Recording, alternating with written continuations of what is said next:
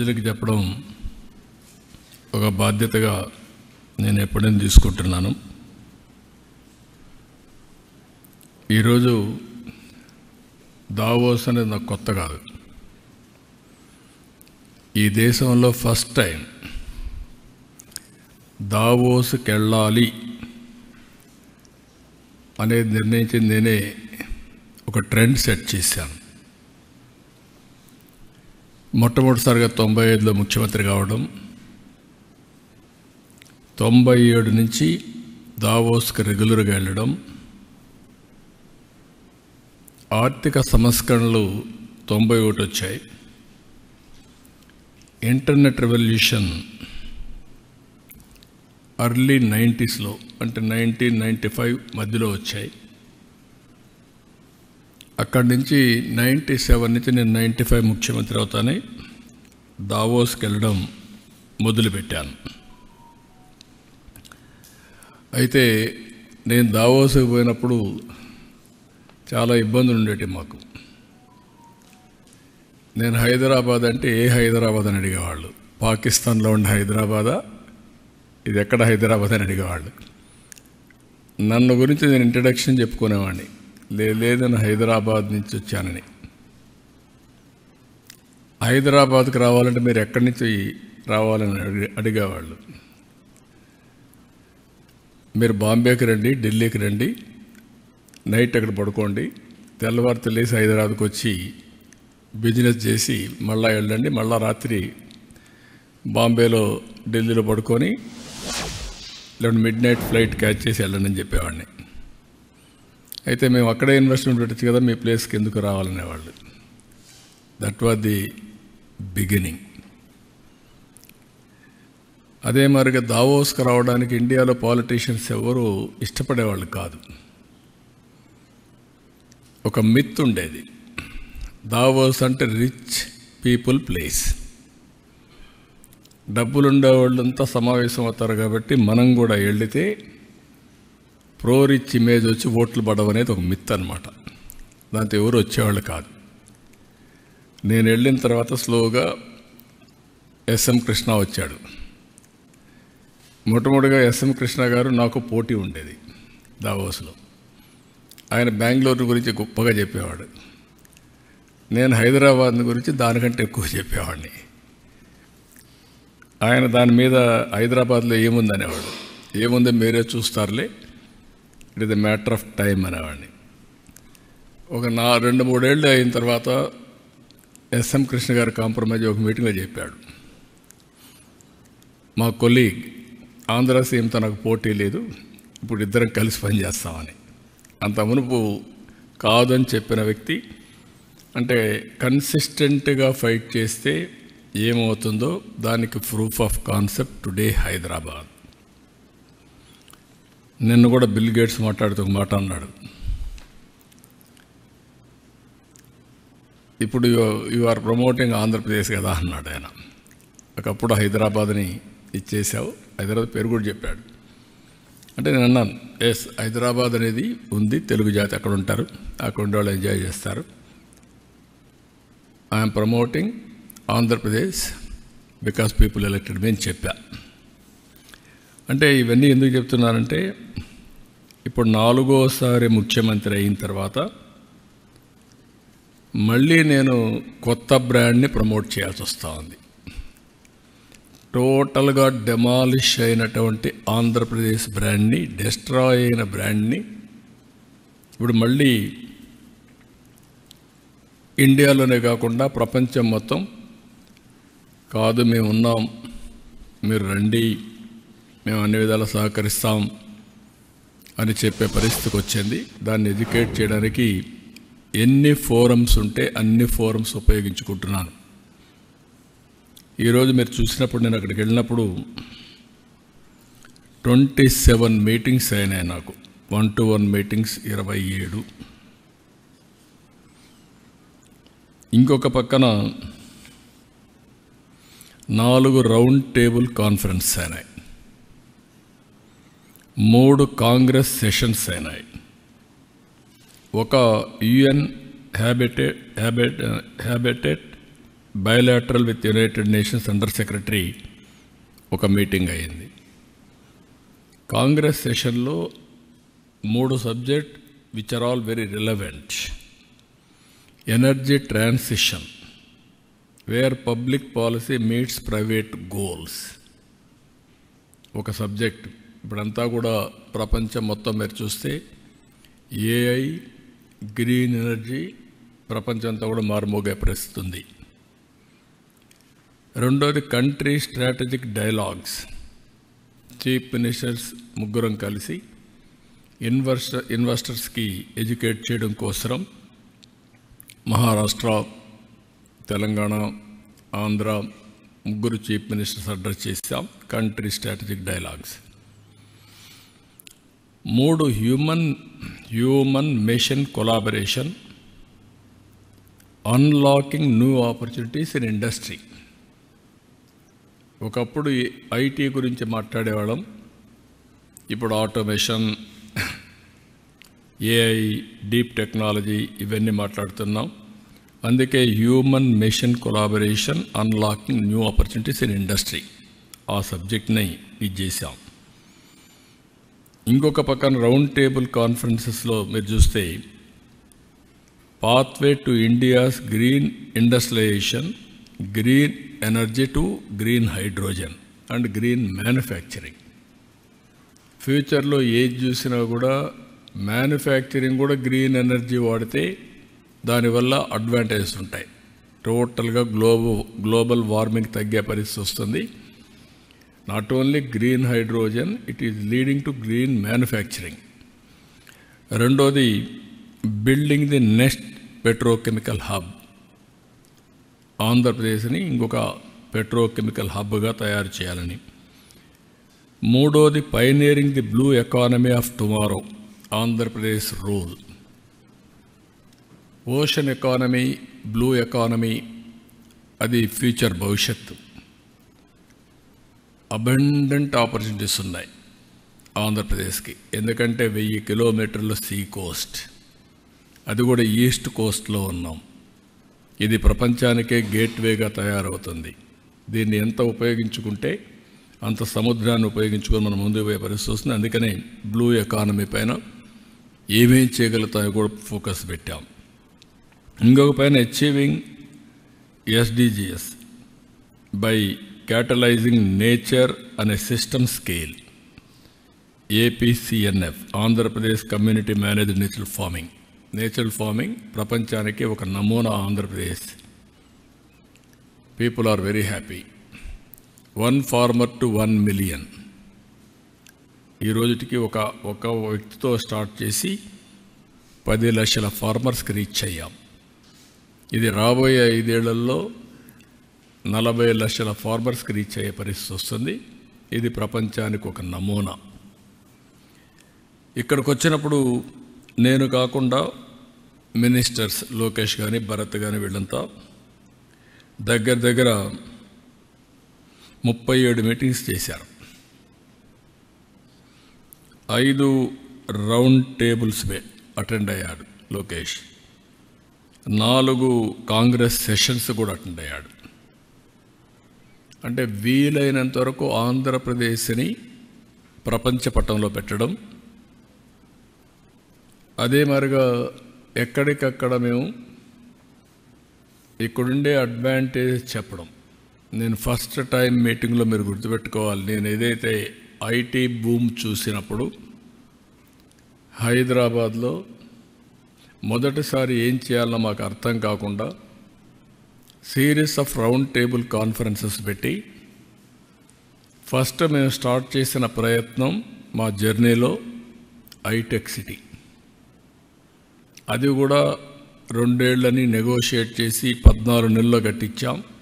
L&T one of the best monument కట్టారు. ఇప్పుడు కూడా ఐటీ అంటే ఐటెక్ సిటీ అనేది మొత్తం వచ్చింది.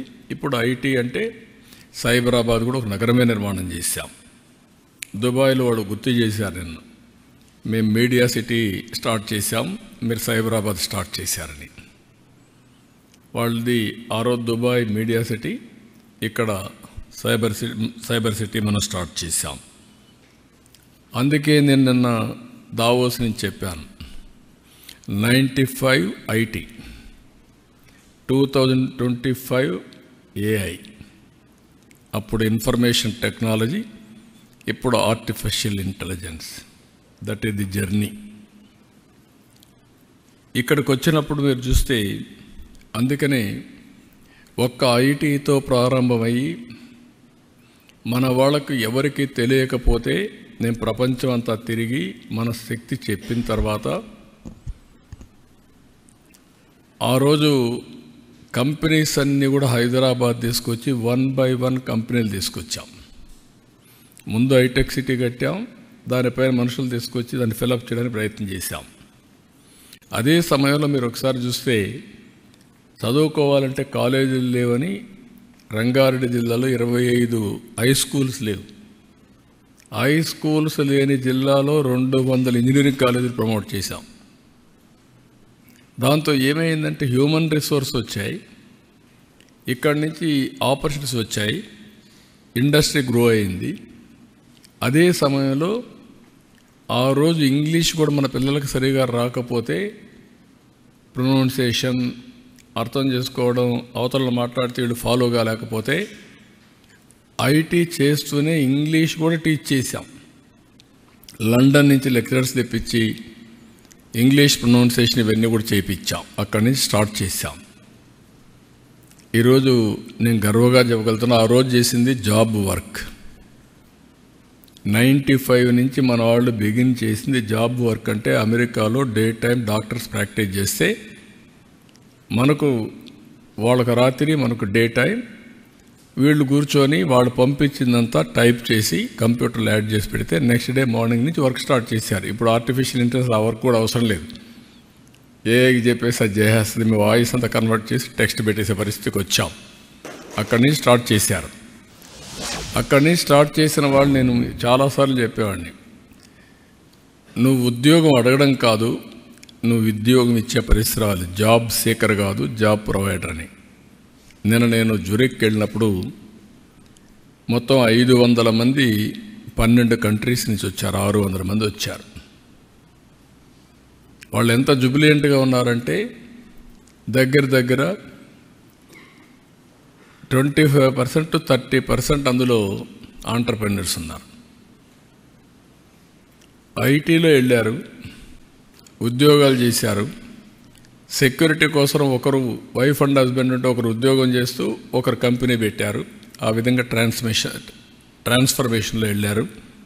ఈరోజు 25% యూరోప్లో ఉండే పరిస్థితి వచ్చారంటే అమెరికాలో highest per capital income Indians, 30-35% Telugu వాళ్ళు. అమెరికాలో ఉండే అమెరికన్స్ ఆదాయం, తలసరి ఆదాయం $60,000. ఇండియన్స్ అమెరికాలో ఉండే వాళ్ళ ఆదాయం $120,000. 12వ భాష అమెరికాలో తెలుగు.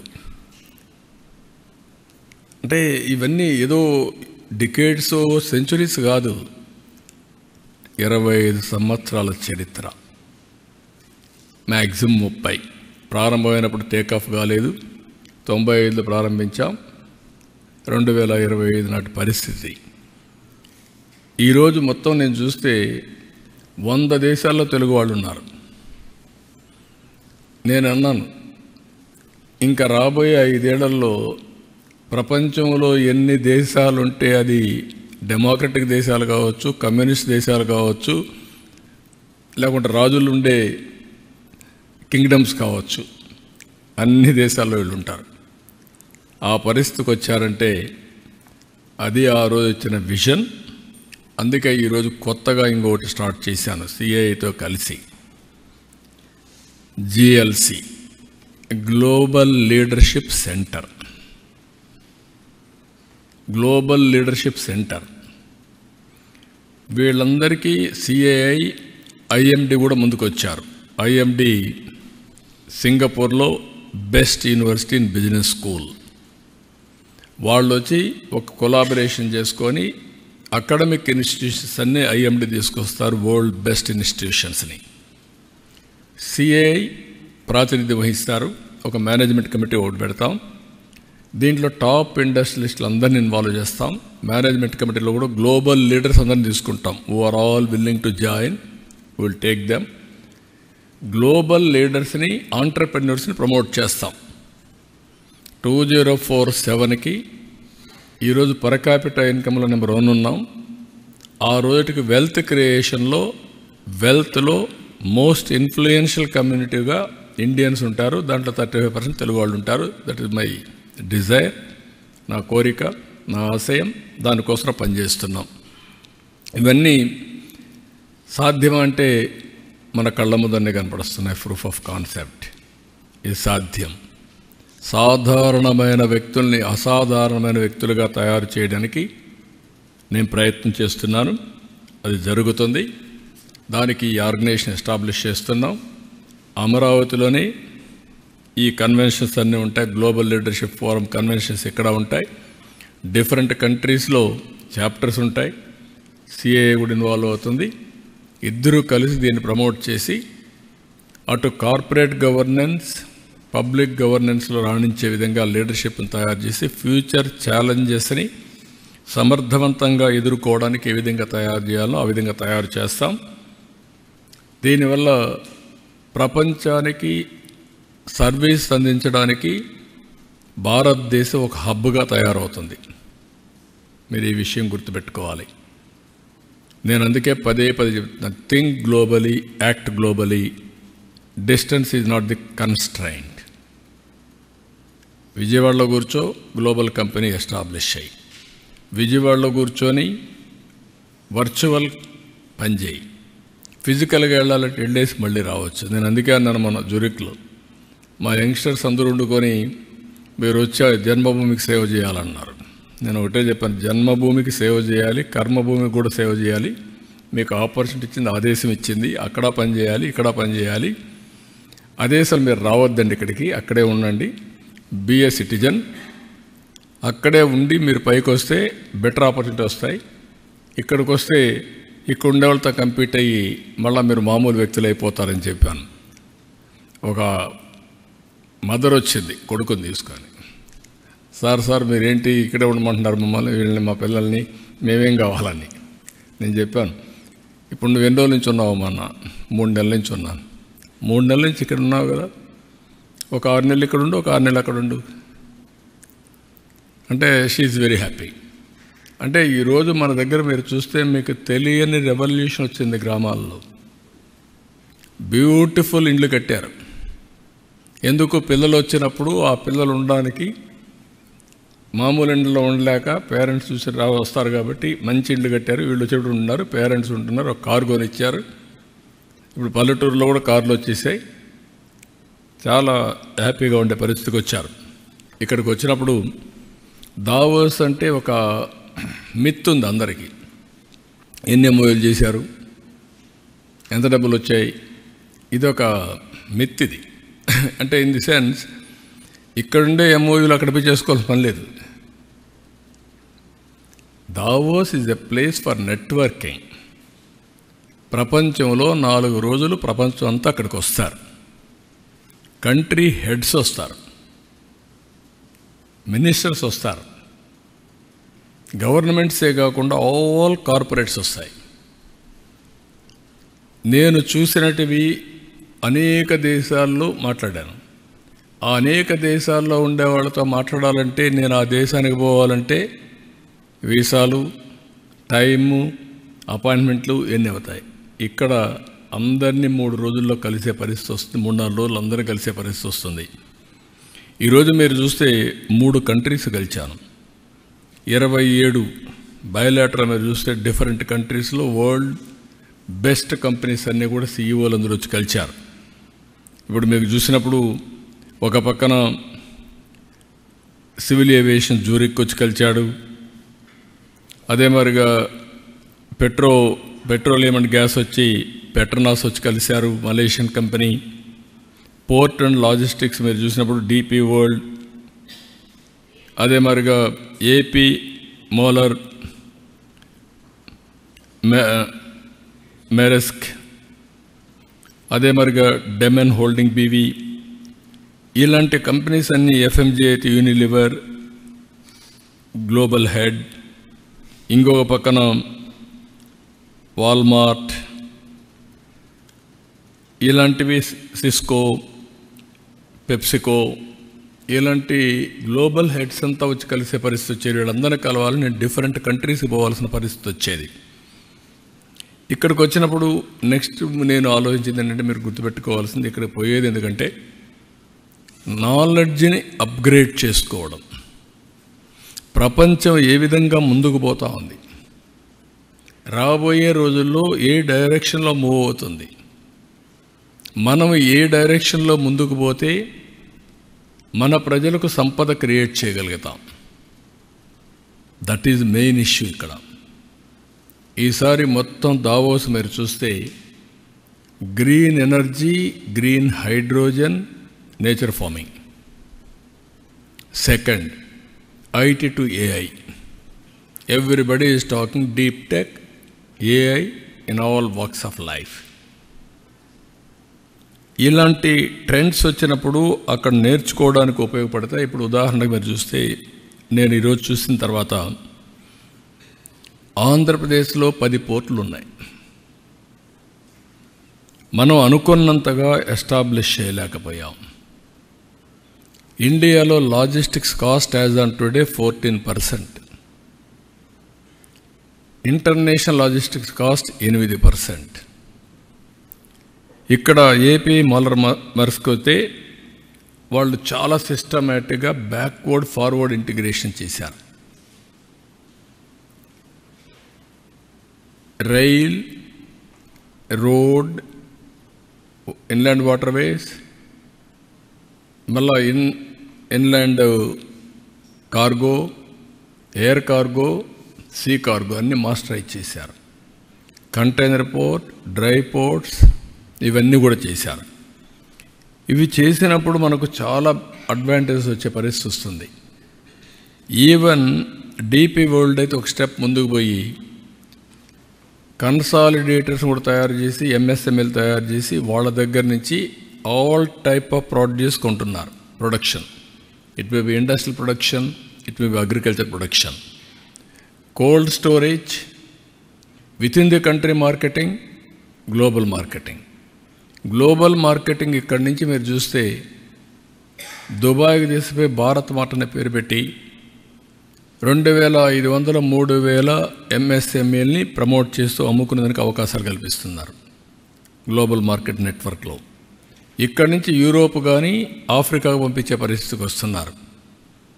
దిస్ ఈజ్ వేర్ మనం తయారు చేసే ప్రోడక్ట్ని గ్లోబల్ స్టాండర్డ్స్లో తయారు చేసి గ్లోబల్ మార్కెట్కి ఇస్తే మల్టిపుల్ ప్రైస్ వస్తుంది.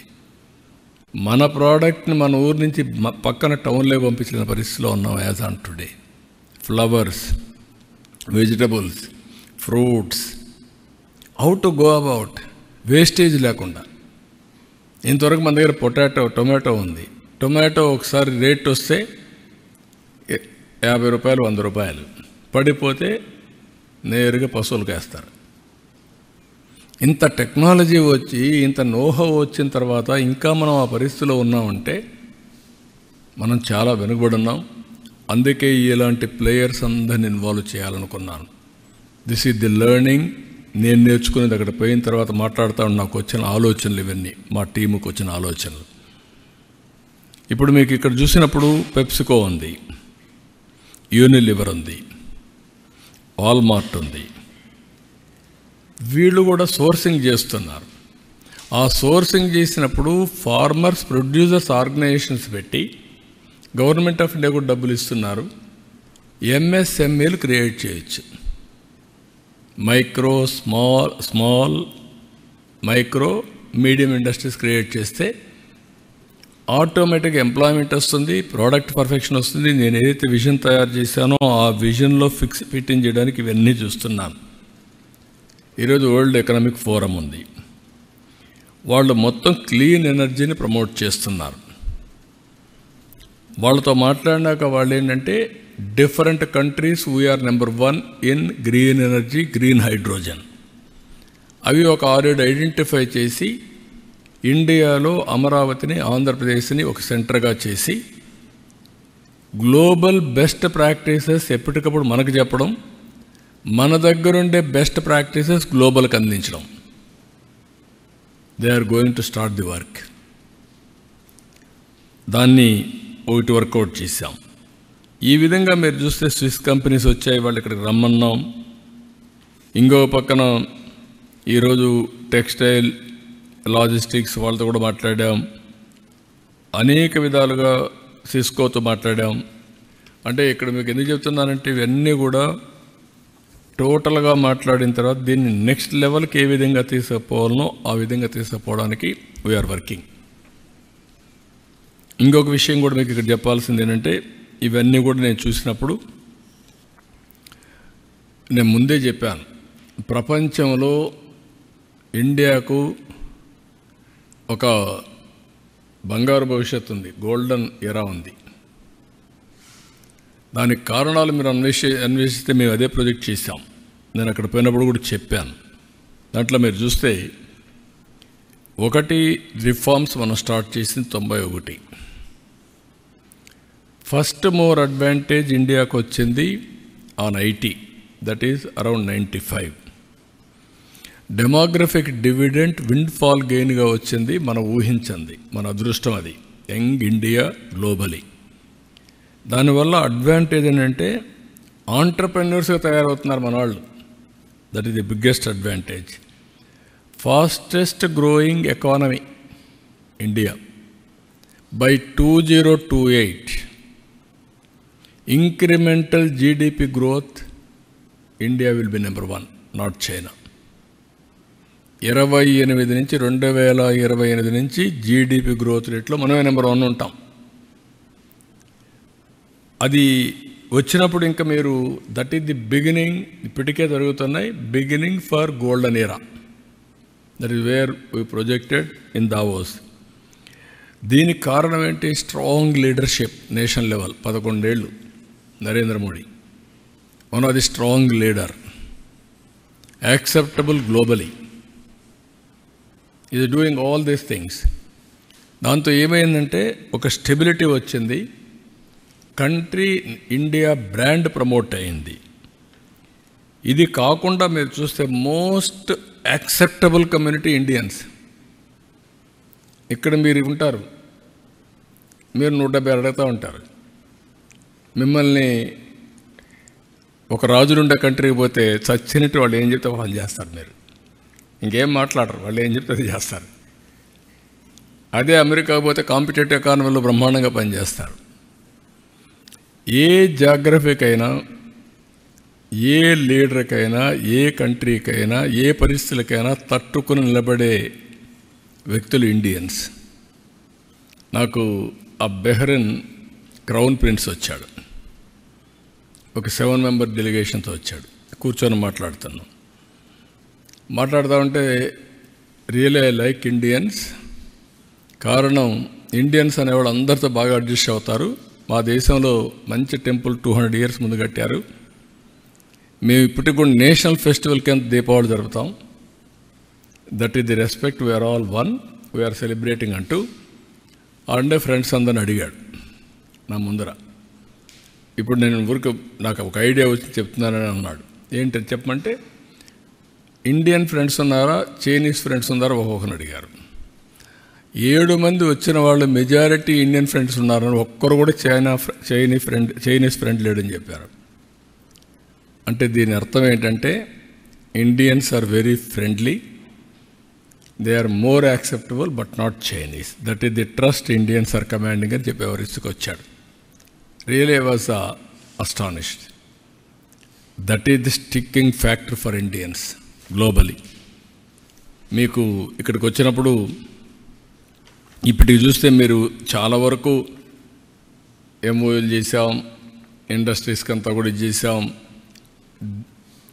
డెస్ట్రాయ్ అయినటువంటి బ్రాండ్ని,